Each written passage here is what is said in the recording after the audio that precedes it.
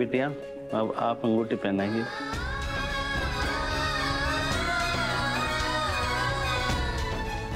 ये ले बेटा।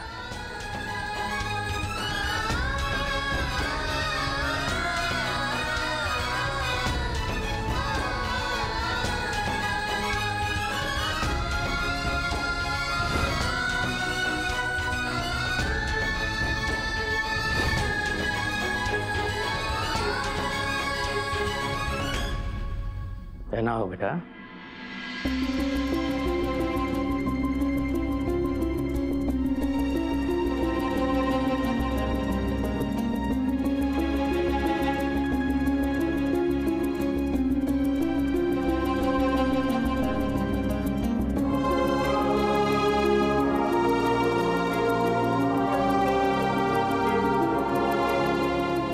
वैसे आपकी टोटल जमीन कितनी है?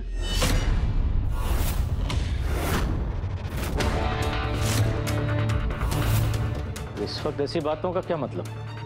सगाई के बाद हम बैठ के आपस में बात कर लेंगे। यही सही वक्त है। हाँ, एक बार अगर ये सगाई हो गई तो हम तो इस बंधन में बन जाएंगे। इसीलिए इस बंधन में बनने से पहले मैं ये देखना चाहता हूँ कि रिश्ता मेरे लायक है भी या नहीं। पहले आप अपनी सारी प्रॉपर्टी मेरे नाम करिए, तभी ये सगाई होगी। क्या हो गया बेटा, कैसी बातें कर रहे हो? दिव्या का आपकी प्रॉपर्टी में आधा हिस्सा है और उसका पति होने के नाते वो प्रॉपर्टी मेरी होती है, तो नेक काम में देरी कैसी? आप शगुन समझकर मेरा हिस्सा मुझे दे दीजिए।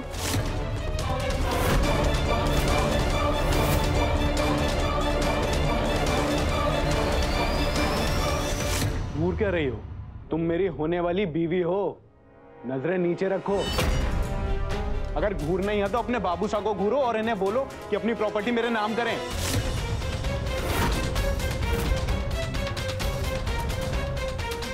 हमारी बेटी को अंगूठी पहना चुके हो, इसलिए सही सलामत खड़े हुए हो, वरना मुंह तोड़ देता तुम्हारा। किसी की हिम्मत ना है कि हमारी बेटी से ऐसे लहजे में बात करे। लड़की से शादी करने के लिए मेरे जैसा लड़का मान गया, इसे अपने ऊपर उपकार समझो। दादा मुंह ना चल रहा थारा, बताऊं तुझे? ये लड़की तो हमारे रोहित के सामने फीकी है। हम तो बस आपके परिवार के नाम से रिश्ता जोड़ रहे थे। हमने अपने बेटे की पढ़ाई में लाखों रुपए खर्च किए हैं। शादी के बाद दोनों अमेरिका चले जाएंगे, उसके लिए इतना भी नहीं कर सकते आप? मैं तो इसे बेटा मानने लगा था। हमारी सारी प्रॉपर्टी पे हक इसी का होना था, वरना अब तो पता चल गया ये रिश्ता प्यार का नहीं, लालच का होने वाला है।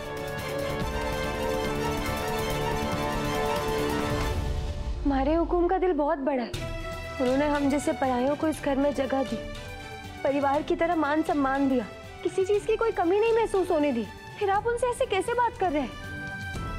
आप नसीब वाले हैं कि आपको दिव्या मैडम जैसी लड़की मिल रही है। नौकरानियों को घर के मैटर पे बोलने का अधिकार नहीं है, और आपने इन नौकरों को जब इतना सर पे चढ़ा रखा है, घर जैसा मान सम्मान दे रहे हैं, तो नौकर से ही क्यों नहीं करवा देते अपनी बिटिया की शादी?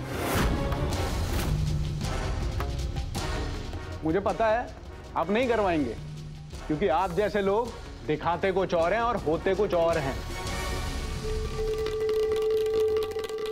आप ना बहुत किस्मत वाले हैं कि आपकी शादी ना दिव्या मैडम जैसी लड़की से हो रही है। साक्षात लक्ष्मी का स्वरूप बन के आएंगे आपके घर में। आप जानते नहीं आप कितनी बड़ी गलती कर रहे हैं।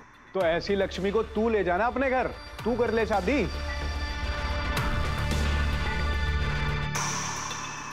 मैं तो बिना प्रॉपर्टी के शादी नहीं करने वाला। बस एक शब्द नहीं। अच्छा हुआ थारा असली चेहरा दिख गया शादी के पहले। विक्रम, ये रिश्ता नहीं होगा। चलो निकलो यहां से। चुपचाप यहां से चला जा, वरना हाथ पैर तोड़ के भेजूंगा।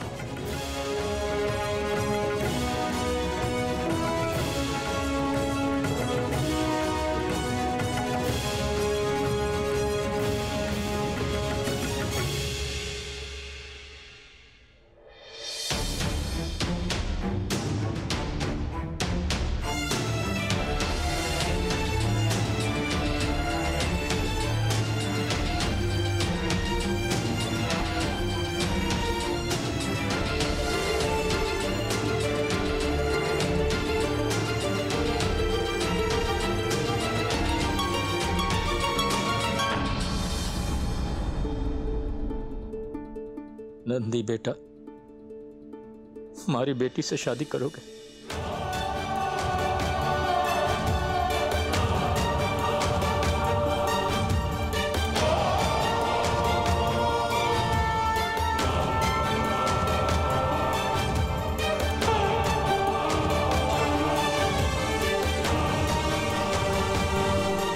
थारे को कोई दिक्कत तो ना है?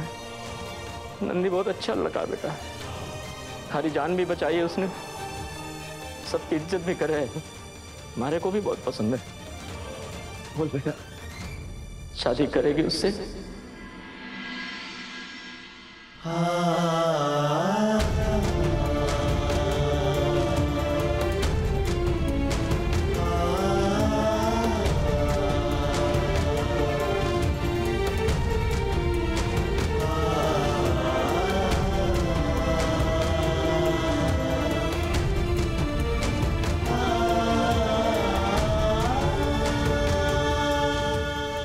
तुम इसके भाई साहब और भाभी साहब हो।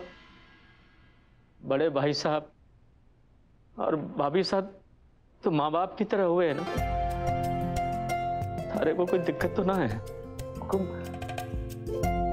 अगर दिव्या हमारे परिवार और हमारे भाई की जिंदगी में आवेगी तो हमारा सौभाग्य होगा।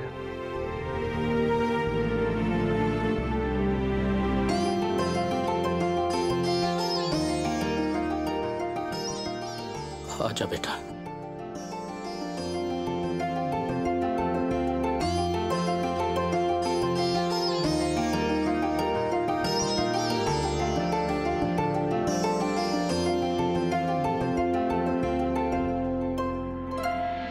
पंडित जी, पूजा की विधि कीजिए। ओम मंगलम। के पंडित जी।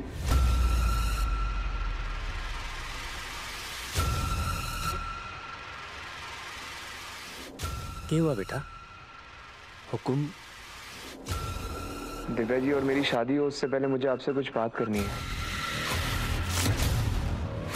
नंदी, दादा एक मिनट प्लीज, मुझे बात कर लेने दीजिए।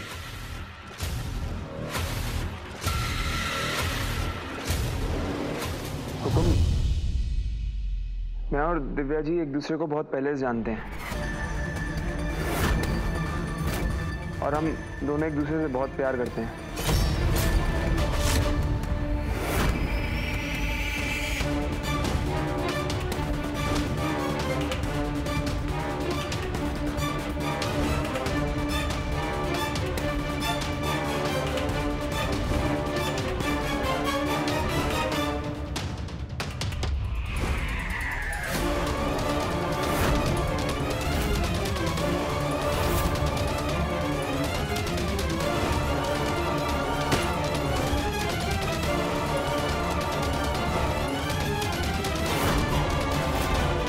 और सबसे बड़ी बात जो आपको बतानी है वो ये है कि हम चंद्रिका सिंह चौहान के बेटे हैं। ये मेरे बड़े भाई साहब, मेरा नाम अविनाश सिंह चौहान है और इनका नाम देवान सिंह चौहान। सर, इन दोनों के प्यार को समझिए। इन्होंने प्यार को पाने की बहुत कोशिश की लेकिन ये आपके खिलाफ नहीं जाना चाहते थे।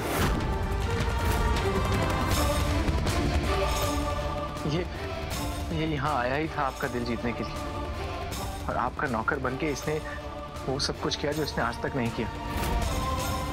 प्लीज इनकी शादी करा दीजिए। तुम दोनों को मैंने अपना बेटा समझा और मारे साथ छल किया तुमने। ठीक अपने माँ बाप की तरह मारे को धोखा दिया। मैं अपनी बेटी को कुएं में धकेल दूंगा लेकिन चंद्रिका के यहाँ नहीं भेजूंगा। हुकुम, आप बस एक बार मेरी बात सुन लीजिए। तो चुप कर गौरी, इनको यहाँ से निकाल, नहीं तो मारे हाथ से खून हो जाएगा। निकलो यहाँ से। हुकुम, एक लेकर निकल इनको। सब मेरी बात सुनिए। निकलो यहाँ से बाहर, चलो बाहर निकलो। हुकुम, एक बार।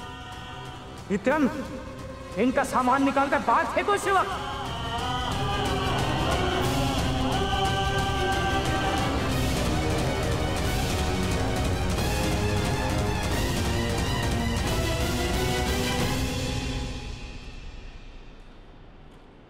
यार मनोज दादा, आप कहाँ रह गए यार? यार हमें चौहान हाउस लौटना है, मैंने आपको लोकेशन भेजी है, तुरंत गाड़ी लेकर के आइए।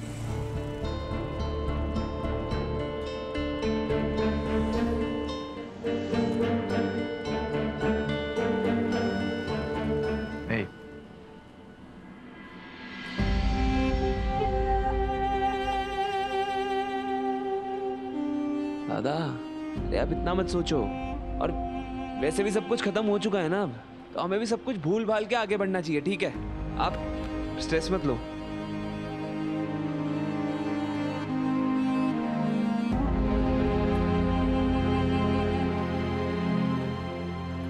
अभी सर, मैं आपकी आंखों में छुपा हुआ दर्द देख सकूं, लेकिन इस जादूगर ने वो जादू ना आवे जिससे टूटे हुए दिल का दर्द कम हो सके।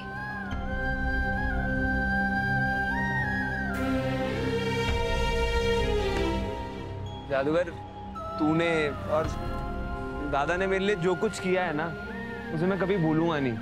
मेरे लिए इतना कुछ सहा है तुम लोगों ने, और ठीक है यार, शायद प्यार मेरे नसीब में था ही नहीं।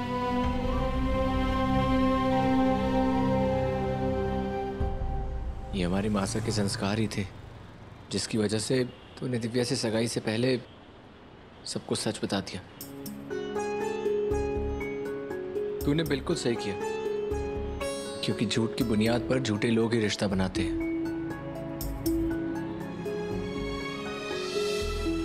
सूर्य सिंह जी और देवी हुकुम के बीच में जो भी मतभेद है ना, वो जल्दी खत्म हो जाएंगे।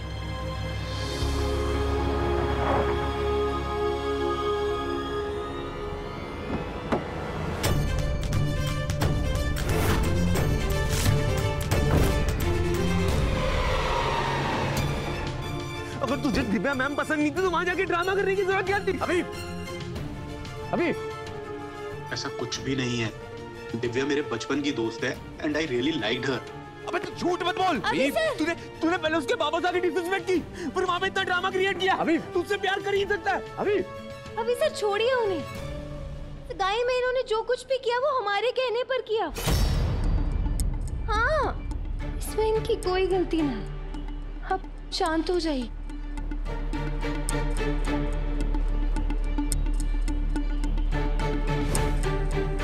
हम यहाँ क्या कर रहे हैं? हम यहाँ दिव्या मैडम की सगाई तोड़ने आए।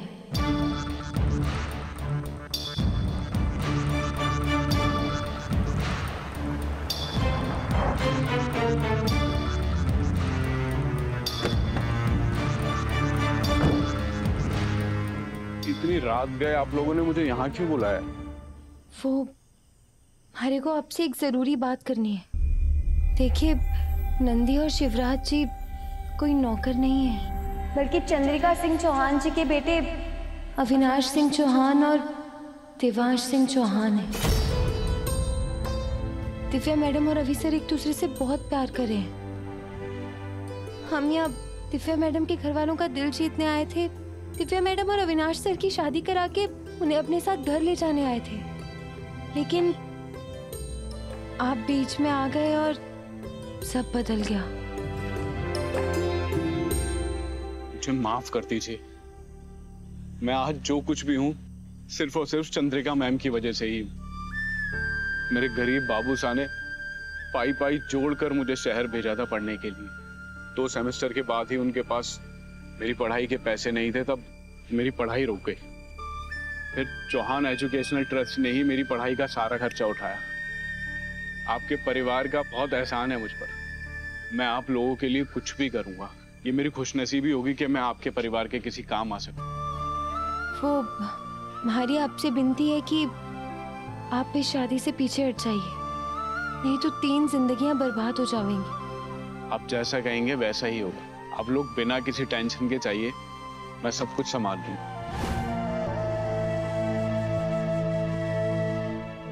मैंने सब कुछ सेट कर दिया था और सूर्य सिंह जी आपकी शादी के लिए रेडी भी हो गए थे। आपने इतनी बड़ी अपॉर्चुनिटी क्यों मिस कर दी? आपने ऐसा क्यों किया?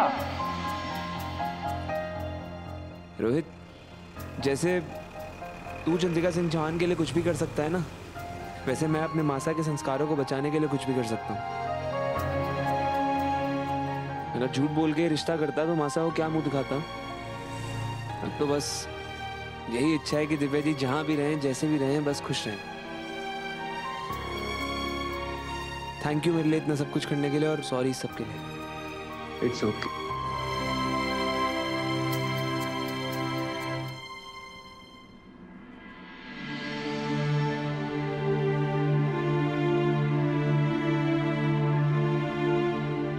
दिव्या,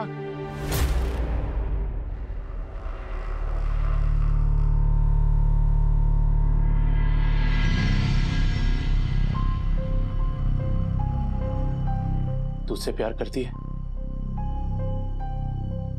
भाई साहब, मैं अभी सर के बिना नहीं जी सकती। सच कह रही हूँ, बहुत प्यार करती हूँ उनसे और शादी भी उनसे ही करना चाहती हूँ। ये थारी जिंदगी का फैसला है, एक बार फिर सोच ले।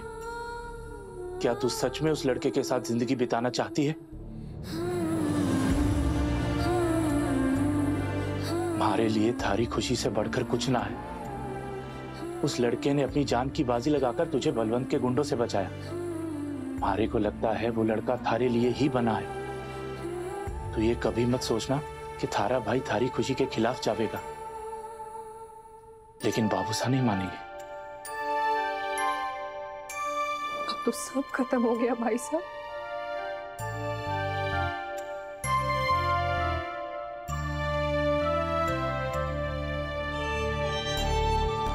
जितना मैं इन दोनों भाइयों को जान पाया हूं, जो इतना अमीर होने के बावजूद थारे लिए पहाड़ तोड़ने को तैयार थे, हमारे को नहीं लगता वो थारे को लिए बिना यहां से जावेंगे।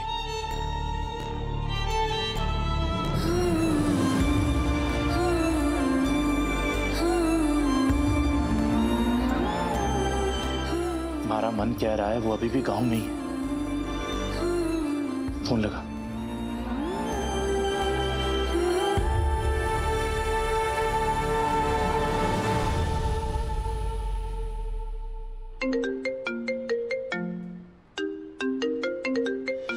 दादा, दिव्या जी का कॉल है, तो उठाना। हेलो। हेलो अभी सर, कहाँ हैं आप? हम यहाँ वो आपके बाग वाले मंदिर के पास वाली सड़क पे हैं। आप जहाँ भी हैं वहीं रुक जाइए, मैं आ रही हूँ। अरे पर दिव्या जी यहीं आ रही हैं। यहाँ?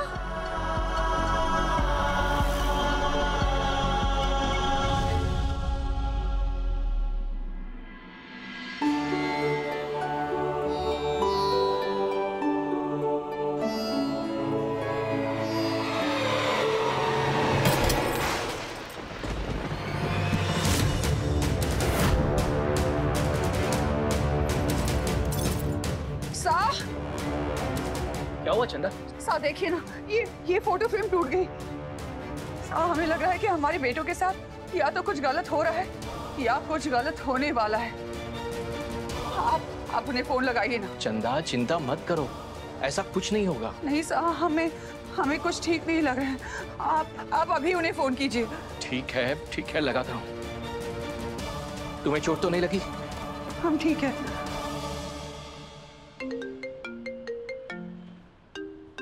पापा सर का फोन। हेलो देव बेटा, तुम लोग ठीक हो? हाँ माँ साहब, हम ठीक हैं। क्या हुआ, आप थोड़ी परेशान लग रही हैं। कितनी देर में पहुंच रहे हो? वो माँ साहब, हम बस अभी निकलने ही वाले हैं। देव, तुम कब से इतने लापरवाह हो गए, अब तक निकले क्यों नहीं? माँ साहब बस निकल ही रहे थे, वो गाड़ी खराब हो गई है, उसका सही होने का वेट कर रहे हैं। देव, गाड़ी वाड़ी छोड़ो, हम तुम्हारे लिए चॉपर भेज रहे हैं। जितनी जल्दी हो सके पास के हेलीपैड पहुंचो। माँ साहब लेकिन अब चंदा चिंता मत करो, तुम्हारे बेटे आज ही आ जाएंगे।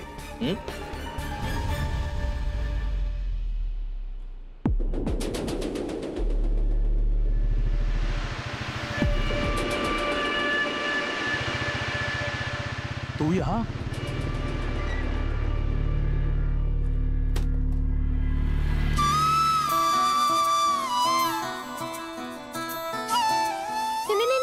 भाई साहब, इन्होंने जो भी किया है वो हमारे कहने पर ही किया है। ये हमारे साथ है।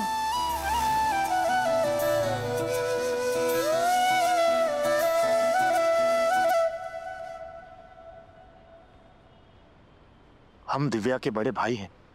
दोनों परिवारों के बीच जो मतभेद है उसे मिटाना और दिलों को जोड़ना हमारी जिम्मेदारी है। अगर बाबू साहब दिव्या और रवि को लेकर कोई फैसला नहीं ले पा रहे तो हमें लगता है हमें ही कोई फैसला ले लेना चाहिए।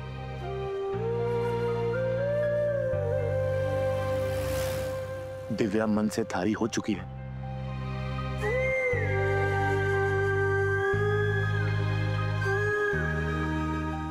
आप लोग इसे लेकर जाइए। मैं बस चाहता हूं ये खुश रहे।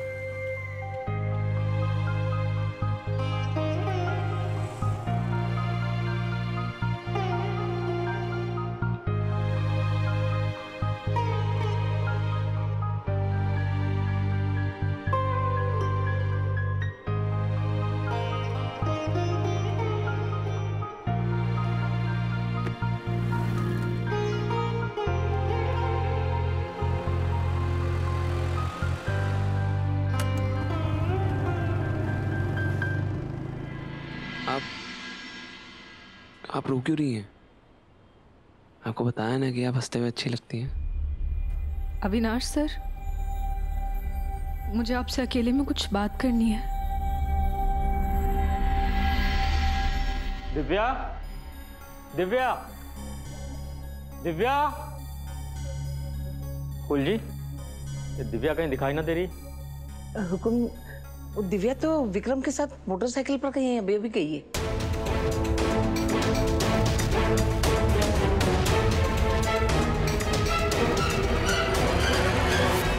हे भगवान जी, आपकी कृपा से इतनी कठिन परिस्थितियों में भी हमारा प्यार हारा नहीं। मेरे प्यार में है ही इतनी ताकत, तभी तो आप लौट करके मेरे पास वापस आ गए। नहीं, मेरे प्यार में ज्यादा ताकत है, तभी तो आप अपने शहर की आराम वाली लाइफ छोड़कर यहाँ मेरे गांव आ गए। ये भी सही है। महिलाओं से आज तक कोई जीत पाया जो मैं जीत जाऊंगा, और आपसे हार गया मतलब लाइफ में जीत गया।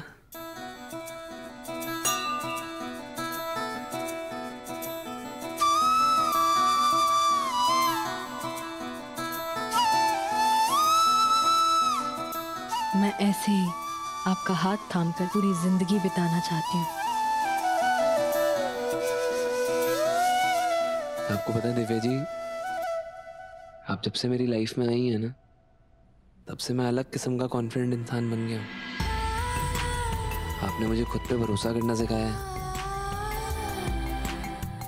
आपको पता है, आज दादा और मासा मेरे पे बहुत गर्व महसूस करते हैं। आप ना दिव्या जी मेरे लिए एकदम परफेक्ट लाइफ पार्टनर है। मैं ना आपके साथ लाइफ टाइम बहुत खुश रहूँगा। I will be super happy with you through out my life. प्यार चीज ही ऐसी है अविनाश सर, हर इंसान को परफेक्ट बना देती है। आपके इस प्यार और इन आंखों के सारे ना मेरी पूरी लाइफ खूबसूरत हो जाएगी दिव्या जी। मेरा हर दिन हंसी की बारिश और सुकून की धूप से जगमगा उठेगा।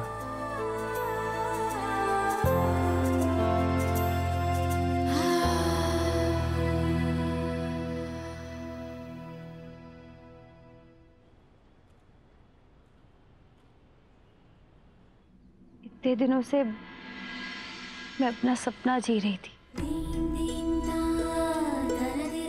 लेकिन अब आंखें खोलने का वक्त आ गया है। मैं यहाँ देव सर की बीवी बन के रह सकी, पता नहीं वो पल दोबारा हमारी जिंदगी में आवेगा या नहीं। मैं इन पलों ने कभी नहीं भूल पाऊंगी।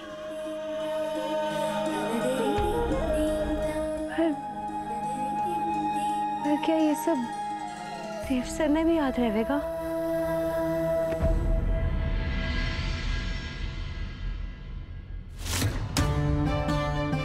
देव सर, आप यहाँ? जो मैंने अभी कहा वो आपने सुन लिया क्या? हाँ, मैंने सब सुन लिया।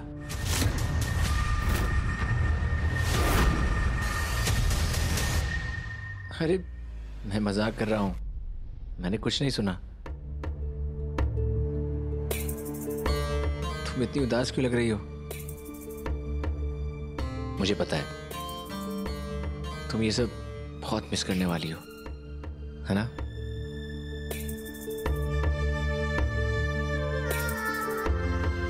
मुझे भी इस गांव की बहुत याद आएगी। मैंने यहाँ जिंदगी को अलग नजरिए से देखा है। मैंने यहाँ खेती की, जमीन पर सोया। हम दिव्या और रवि के लिए आए थे और अब हमारा वापस जाने का टाइम आ गया है। हम दोनों हस्बैंड वाइफ की तरह रहे। तुमने मेरे लिए खाना बनाया, हमने एक दूसरे के साथ खाना खाया।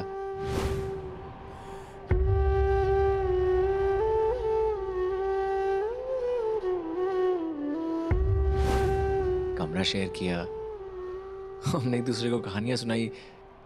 मुझे तो अब तुम्हारी आदत सी हो गई है। मैं तो ये सब बहुत मिस करने वाला हूं। और तुम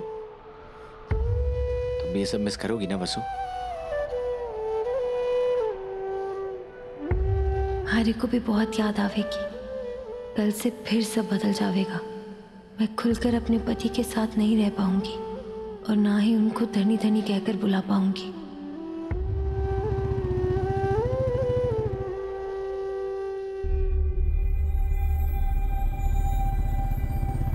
दिव्या कहाँ है?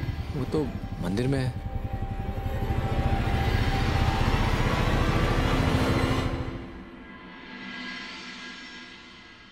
दिव्या, तुम दोनों को तुरंत यहां से निकलना होगा। बाबू साहब आ रहे हैं।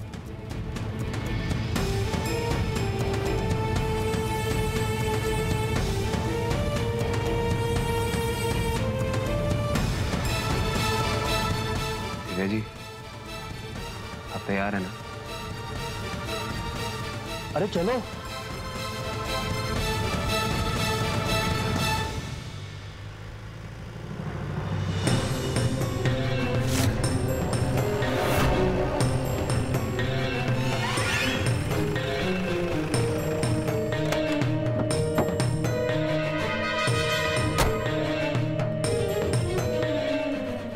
हमारी बेटी कहाँ है? तुम दोनों ने मिलकर उस लड़के के साथ उसे भगा दिया ना? नहीं हुकुम, आप बस एक बार हमारी बात सुन लीजिए। हमारे को कुछ नहीं सुनना।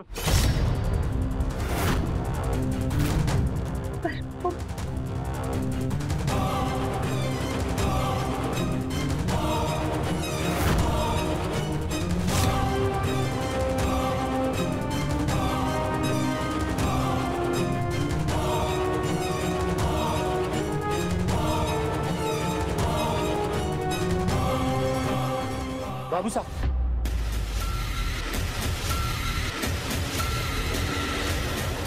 दिव्या को यहाँ मैं लेकर आया हूँ। बाबू साहब प्लीज भाई साहब को छोड़ दीजिए। बाबू साहब प्लीज ऐसा मत कीजिए।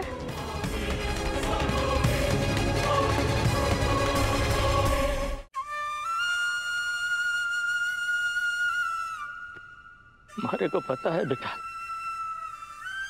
चंद्रिका की औलादों ने तुझे यहाँ बहला फुसला के बुलाया होगा। इन्हें तो मैं छोड़ूंगा नहीं। बाबू साहब, हुकुम। बाबू साहब मुझे किसी ने बहलाया फुसलाया नहीं है। मैं अपनी मर्जी से आई हूँ बाबू साहब। बाप के खिलाफ जाते हुए तुझे शर्म नहीं आई? अरे मारे को धोखा देने से पहले एक बार भी ध्यान नहीं आया मेरा? वैसे किसी ने आपको कोई धोखा नहीं दिया है। आप तो इनकी सगाई करा ही रहे थे। हम अगर सगाई करके आपको सब सच बताते तो आप क्या करते? ये हमारी मासा के संस्कार है, जिसकी वजह से हम आपसे झूठ बोलकर भी आगे नहीं बढ़े। इस संस्कार की बात कर रहे हो? हाँ, तुम दोनों भाई तो धोखाधड़ी में अपने माँ बाप से भी आगे निकल गए हो। धोखा देके हमारे घर पे आए थे। नहीं हुकुम, आप बस एक बार हमारी बात सुन लीजिए। आप जैसे सोच रहे हैं वैसा कुछ नहीं है। अरे उस नागिन और उसके सपोलों की कोई बात नहीं सुनने में। इन्हें सिर्फ डसना आवे। सच सच बता, चंद्रिका ने यहाँ भेजा है ना? हाँ, इसके बारे में उन्हें कुछ भी नहीं पता है। अरे ऐसा कौन ही हो सका है कि उसे नहीं पता? धोखा तो उसके खून में है और वही खून तुम्हारी थमरी में तोड़ रहा है। बस बहुत हो गया। मैं अपनी मासा के बारे में कुछ भी नहीं सुनूंगा। अब अगर आपने एक शब्द भी बोला तो मैं भूल जाऊंगा कि आप पिता के बाबूसा हैं, और उसके बाद जो होगा उसका मैं जिम्मेदार नहीं होऊंगा। क्या करेगा? हाँ, क्या करेगा तू? झगड़ा करेगा मेरे से? झगड़ा करेगा? रुकिए। अरे छोड़, उस गंदे बीज के टहनी को तो हम काट के रहेंगे। हट जा। हमारे को बताइए ना, दोनों परिवारों के पीछे से क्या हुआ कि दुश्मनी इतनी ज्यादा बढ़ गई? जाके चंद्रिका से पूछो इस बारे में। चल दिव्या। रुक जाइए, ऐसा मत कीजिए। मेरी मासा गलत नहीं हो सकती। वो उन लोगों में से नहीं है जो किसी को धोखा दे। और मेरे बाबू साहब भी कभी झूठ नहीं बोल सकते।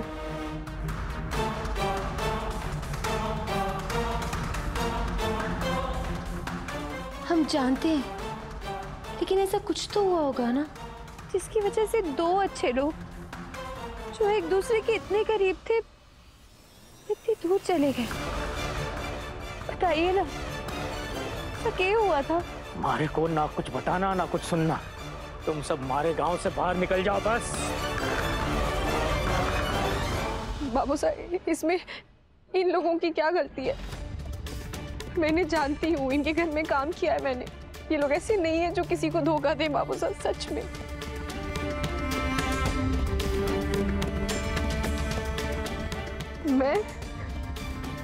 मैं अविचल से प्यार करती हूँ और इसीलिए वो अपना दिल जीतने के लिए, आपका आशीर्वाद लेने के लिए यहाँ पे आए। बाबू साहब खुद ही सोचिए ना, अमीरी में रहने वाले राजकुमार हमारे घर आके नौकर बन के रहे। आपको क्यों लगता है कि वो लोग हमें धोखा दे रहे हैं?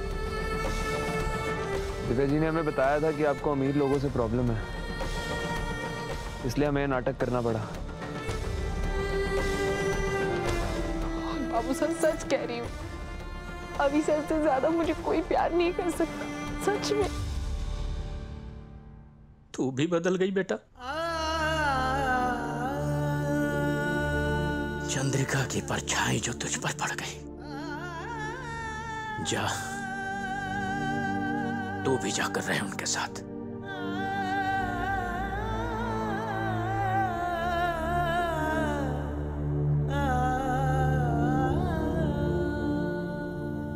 नहीं बाबू साहब, मेरे लिए मेरे प्यार से ज्यादा इम्पोर्टेंट आप हैं। और एक नया रिश्ता जोड़ने के लिए मैं पुराना रिश्ता नहीं तोड़ सकती। आपकी परमिशन के बगैर कहीं नहीं जाऊंगी बाबू साहब। हमारे साथ घर चल।